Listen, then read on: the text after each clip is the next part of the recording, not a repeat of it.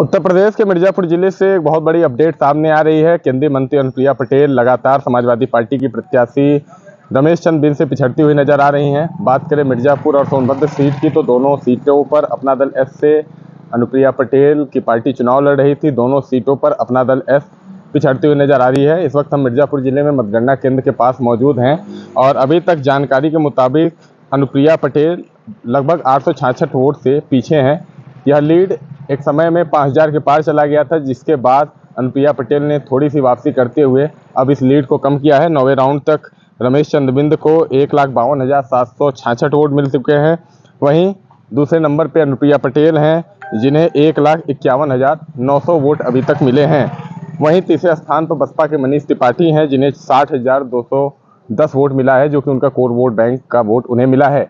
वहीं बात करें सोनभद्र सीट की, तो सोनभद्र की सीट पर भी अपना दल एस की पार्टी पीछे आती हुई नजर आई। सोनभद्र की सीट पर अपना दल एस की तरफ से रिंकी कौल चुनाव लड़ रही थी, लेकिन वहां पर भी थोड़ा सा मामला पीछे नजर आया।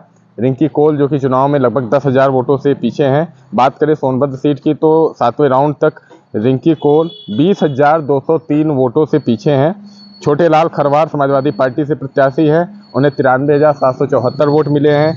दूसरे नंबर पे अपना दल से उम्मीदवार रिंकी कौल हैं, जिन्हें 75,571 वोट मिले हैं। तीसरे पर बसपा के धनेश्वर हैं, जिन्हें 29,935 वोट मिले हैं।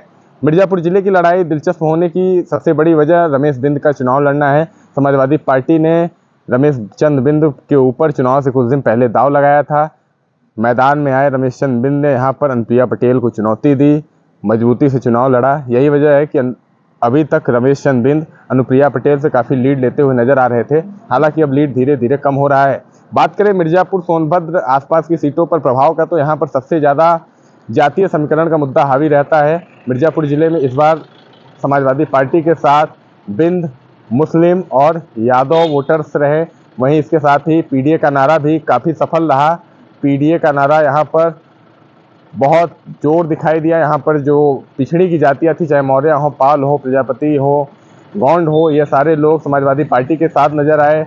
वहीं दूसरी तरफ अनुप्रिया पटेल के साथ उनके कोर वोटर नाराज दिखे, चाहे वो राजा भैया के बयान को लेकर हो, चाहे ब्राह्मणों की अलग से नाराजगी होने के साथ ही वोट बैंक मनीष त्रिपाठी की तरफ जाने की बात हो। बात करें मिर्जापुर जिले में, तो अभी तक का यहाँ पे एक और इतिहास रहा है कि 3 बार कोई सांसद नहीं बन सका है। हालांकि आज देखना होगा यह रिकॉर्ड टूटता है कि नहीं, लेकिन मिर्जापुर और सोनभद्र की सीट पर पिछड़ने की यही सबसे बड़ी वजह है। और सबसे दिलचस्प बात यह है कि 2014 और 2019 के चुनाव में मिर्जापुर जिले में अनुप्रिया पटेल ने यहाँ से पहले ही राउंड से बहुत बड़ी बढ़त लेके आगे चलती गई और धीरे धीरे आंकड़ा जीत का 2 लाख के पार चला गया।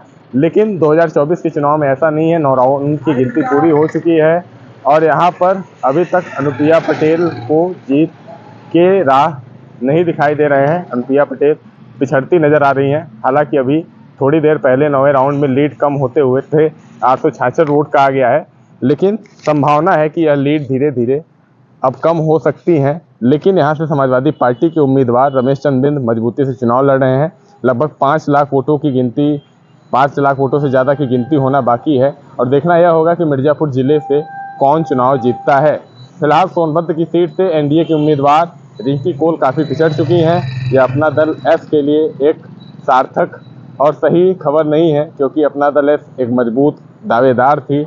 अनुप्रिया पटेल एनडीए की सरकार बनने के बाद मंत्री पद के लिए मजबूत दावेदार थी, लेकिन दोनों सीटों पर इस तरीके से अगर लड़ाई रहेगी तो उनकी राजनीति में आगे की राहें बड़ी मुश्किल होने वाली है। बात करें अपना दल एस की, तो अपना दल एस उत्तर प्रदेश की तीसरी सबसे बड़ी पार्टी है, लेकिन इस बार अपना दल एस का परफॉर्मेंस बेहद खराब नज़र आ रहा है। फिलहाल अभी मतों का गणना होना बाकी है। 5 लाख अभी मत और गिने जाने हैं। देखना यह होगा कि इन मतों में कौन विजयी होगा, कौन अपने पाले में मतदाताओं को खींचने में कामयाब होगा और किसकी हार होने वाली है। मिर्जापुर से कैमरा पर्सन प्रमोद के साथ मुकेश पांडे की रिपोर्ट।